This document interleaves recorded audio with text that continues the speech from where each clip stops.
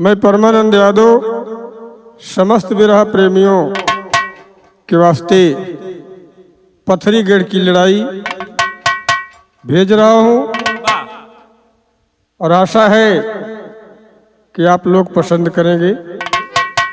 मेरा mobile number 94500928।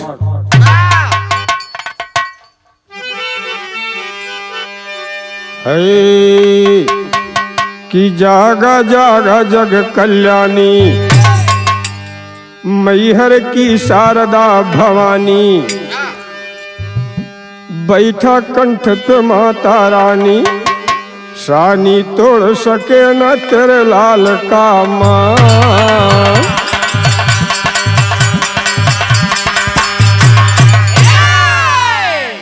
अरे तोड़ सके न मान लाल कहते हो भवानी, नमो नमः सभा बीच में उतरे ना राख मोर पानी, नमो नमः आवा आवा समय पड़ी है जग कल्याणी, नमो नमः दया करा भूली न आपन गुरु विज्ञानी, नमो नमः लाज रखन माता के दूध के माधव सानी, नमो नमः गुरु बिना क्यों भला बुरा कैसे पहचानी, नमो नमः गुरु।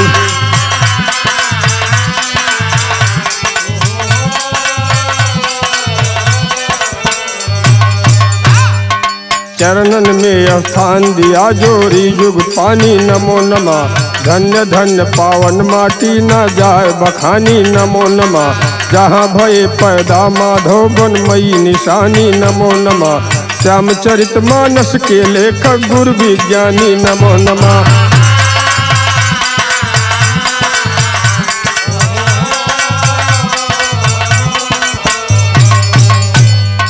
बिहस रहा है सुल्तापुर का गौरव पानी, नमो नमः यादव कुल के ताज अमर लेखनी निशानी, नमो नमः गुरु कृपा हम मात पिता के कीमत जानी, नमो नमः माता यश जोगिनी केहू न जग में मानी, नमो नमः आंचल से मोती बरसावे माँ रस खानी, नमो नमः।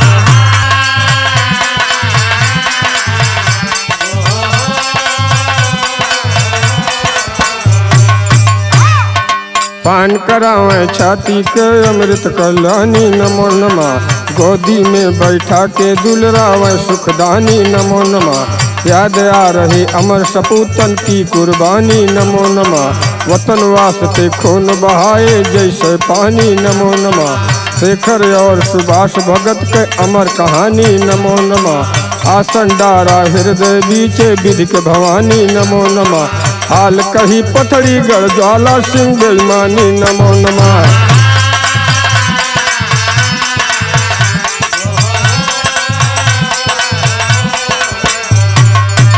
कि जेह में राड़ी बढ़ाई पथरी गढ़ की भवानी, नमो नमः।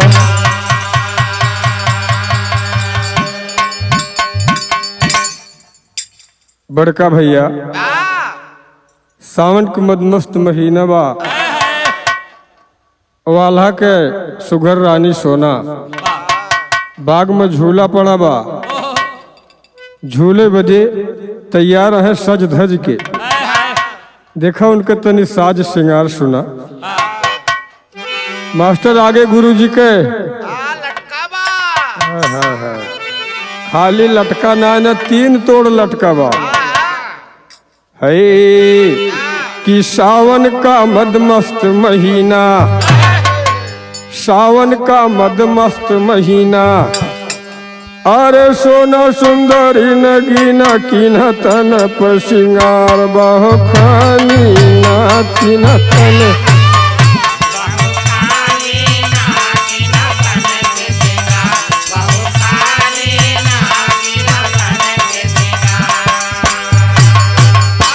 कि माथे पे चंदा के हाला, अरे साजी नैन कजरवा काला, पहनी दोनों कान में बाला, महारानी ना पहनी दोनों कान में बाला।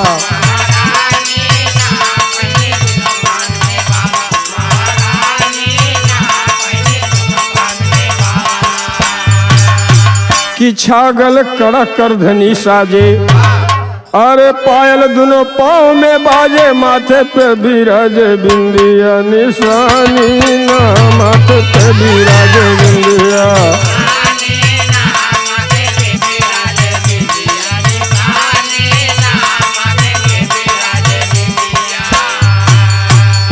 कि झलके शीशा मती बदन, अरे ई नरमल के बहन, वीर आल्हा कह रही वै सुघर रानी ना, वीर आल्हा कह रही वै।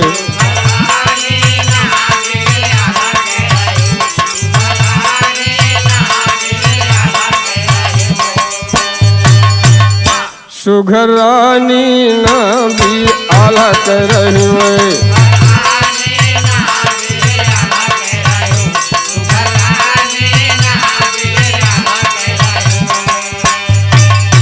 कि सोना महल से बाहर आई, अरे लिहिल जवानी तब अंगड़ाई, डोल मंद मंद पुरवाई मस्तानी ना, डोल मंद मंद पुरवाई।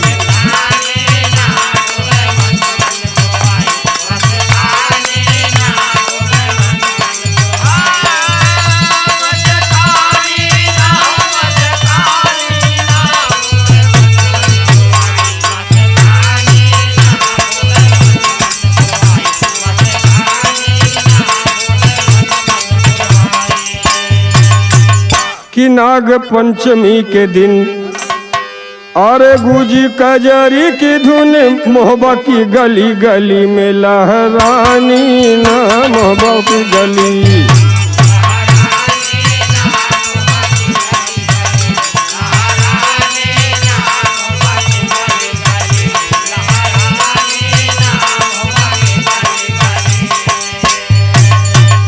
कि झूला पड़ा रहा बगियन में, अरे कजरी होत रही सखियन में, झूले बीचवा में सोना महारानी ना, झूले बीचवा में।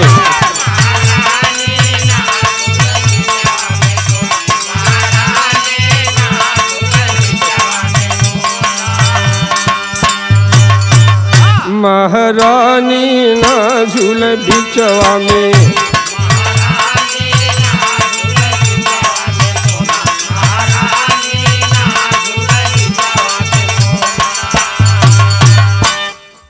ए भैया बाग में झूला पड़ा बा, महारानी सखियन के बीच में झूलती हैं, मंद मंद पुरवाई के आनंद मिलता है, कजरी होती है। और संजोग से पथरीगढ़ के राजा ज्वाला सिंह घोड़ा पर सवार होकर वही बगिया के रास्ता से जाता रहा, और सोना का चेहरा देख ले हैं। सोना का चेहरा जब देख ले तो दिल में सूरत उनके छेद करेगी। आगे देखें, कि पथरीगढ़ के राजा आए, अरे घोड़ा बगिया में घुमाए, देख सोना का नजर लाल चानी ना, देख सोना का।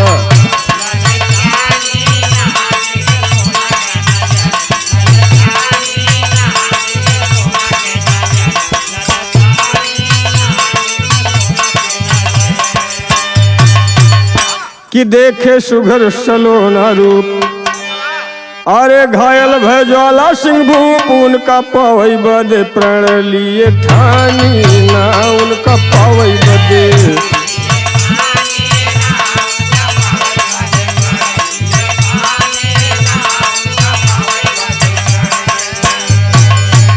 कि तुरते लिया प्रतिज्ञा ठान, अरे पहुंचा देवी के स्थान, धरा चरणन पे माथ सैलानी ना, धरा चरणन पे।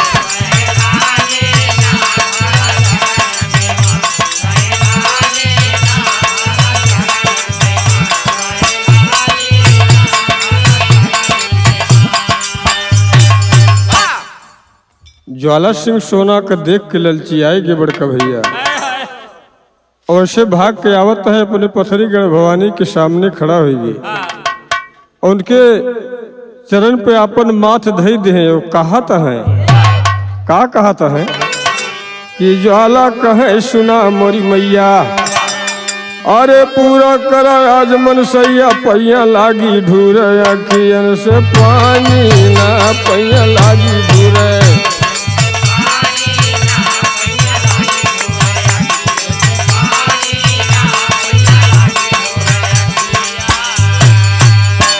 या तो लाल कदिया सहारा अरे या तो गर्दन मोर उतारा गड़ी अखिया में सूरत सुहानी ना गड़ी अखिया में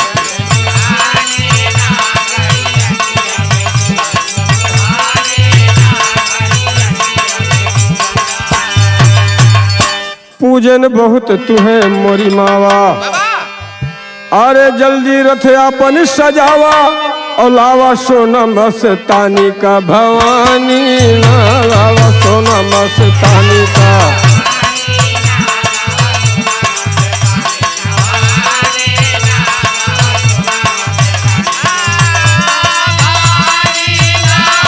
जी जी जी बहुत अच्छे बहुत अच्छे जय हो जय हो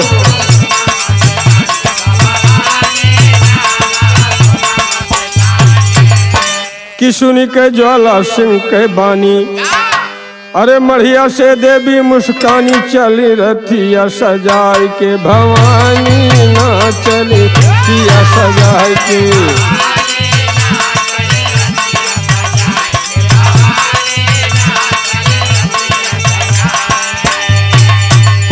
अरे भवानी ना चली रथिया सजा के भवानी ना चली रथिया सजाई के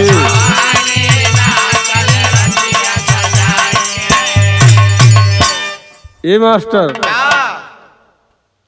एक ची बड़ी बढ़िया धुन लाग गए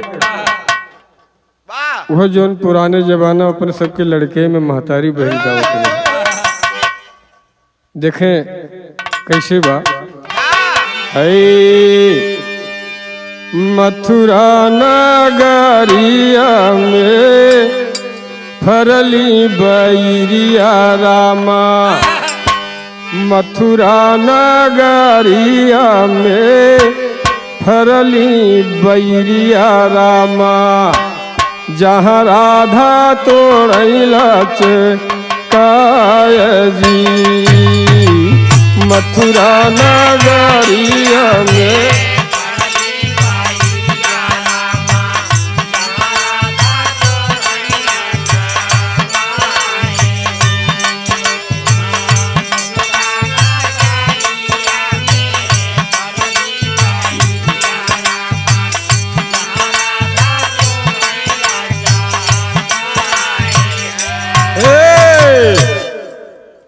मथुरा नगरिया में फरली बैरिया रामा जहाँ राधा तोड़ैला काय जी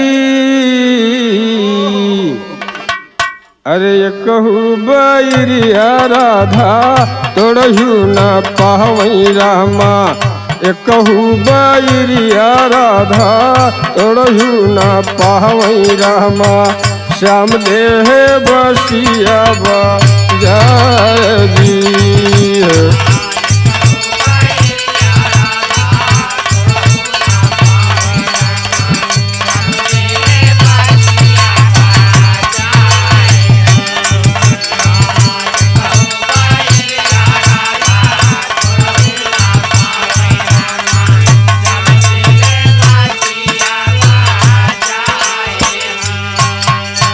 भैया ये तो भाव रहा ये देखा बिरहा का भाव यही धुन में है सुन के रजिया जागी देवी मड़िया से भागी सुन के रजिया जागी देवी मड़िया से भागी पहुँची महोबिया में जाए हो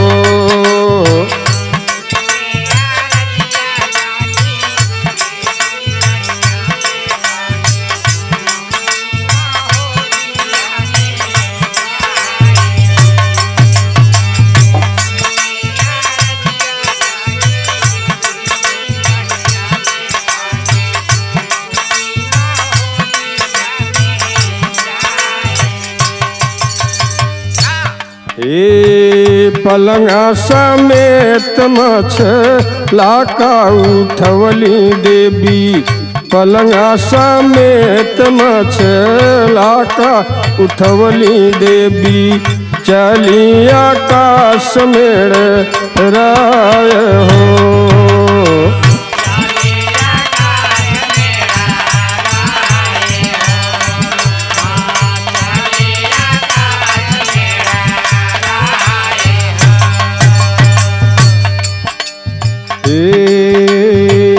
पहुँची आंगन मझारी पलंगा दीही उतारी, पहुँची आंगन मझारी पलंगा दीही उतारी, सो रही रानी सुधि भूलाय जी।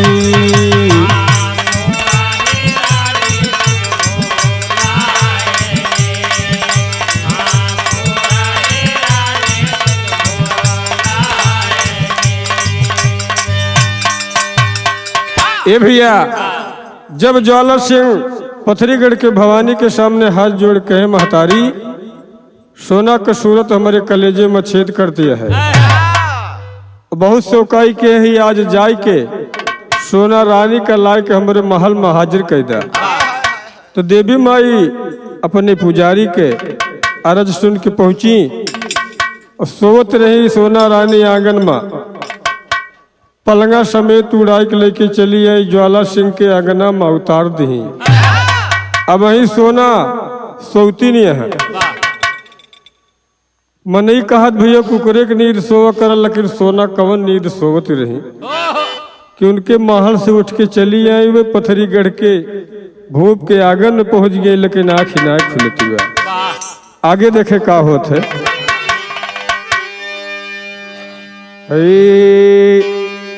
दिवला महतारी जागी जब भोर हरिया में, दिवला महतारी जागी जब भोर हरिया में, रही सोनमती काबू लाय जी।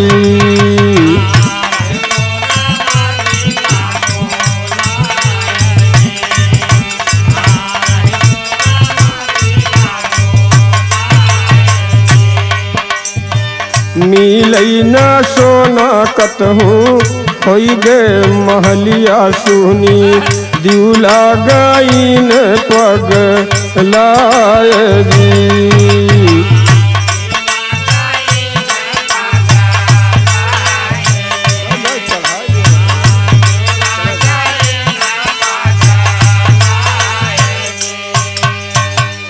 ये भैया सोना तो चली आई ज्वाला सिंह के आंगन में, उनके महल में सोवत यहाँ। यार सबसे पहले महोबा में दिवला महतारी जब जागी तो सोना को बुलावती है ढूंढती है, लेकिन जब सोना महोबा में हो तब तो मिले। आगे मास्टर एक सी बड़ी बढ़िया धुन मिल गई फिर। जिनका घर है अयोध्या जैसा जिनकी होत बड़ाई, जिनका घर है अयोध्या जैसा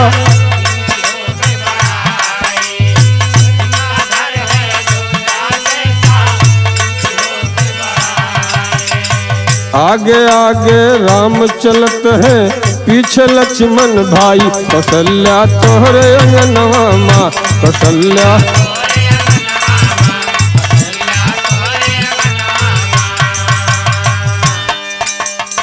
देखे तो धुन को भाव रहा। आगे देखे दिउला पगली भेष में ढूंढे द्वारे द्वारे जाई, दिउला पगली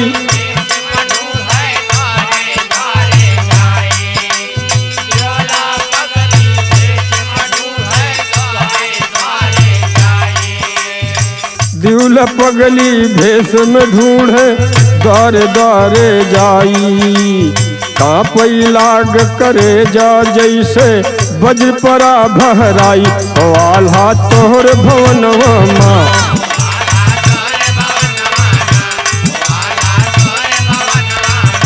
कि सोना रानी गई नहराई हो आल्हा तोहर भवनवा माँ।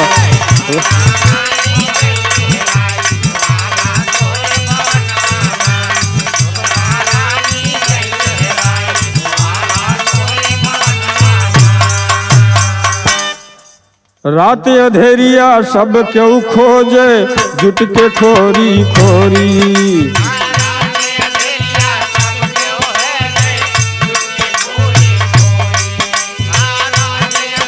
बहुत बड़े मुन्ना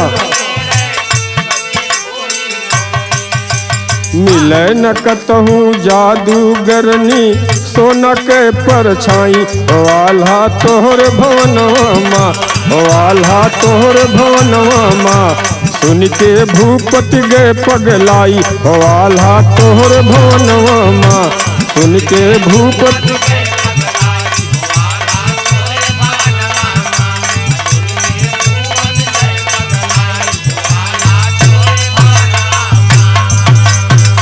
आल्हा सोचे शान महोबा कै मोरे घट जाई। आल्हा सोचे शान महोबा कै मोरे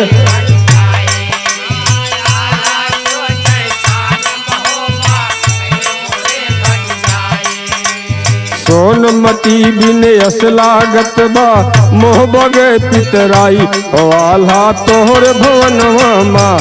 इंदल कुंवर भयन बिन माई हो आल्हा तोहर भवनवा माँ। इंदल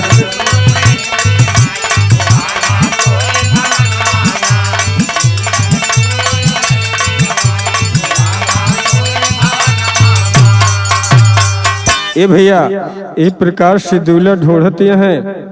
नगर के सारे लोग व्याकुल हैं सोना बिना।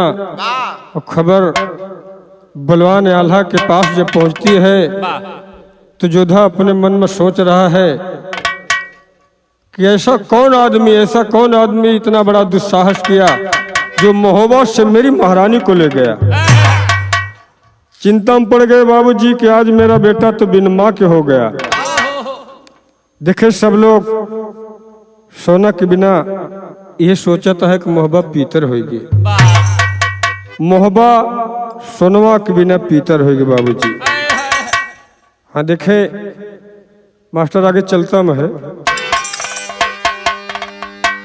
आल्हा नंदन इंदल रोए आज बिना महतारी हो। देखी दशा इंदल कुमार के बिलख सब नर नारी हो। गर्भोबा में आए अचानक गम के बदरी कारी हो। सुन महलिया भय आल्हा के दिल में चली कटारी हो। कवन दुष्ट बदकार जो सोना संकैगा बरियारी हो। जादूगरनी सोना किस मजबूरी में गहारी हो।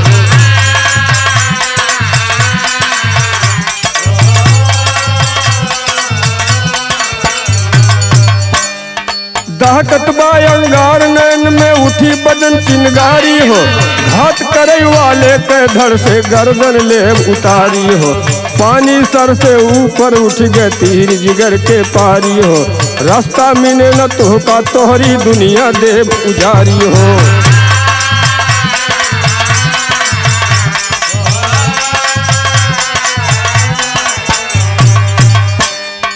सोवत शेर गुफा से अपने किया गर्जना भारी हो। ढाल और तलवार उठा कर आल्हा किए तैयारी हो।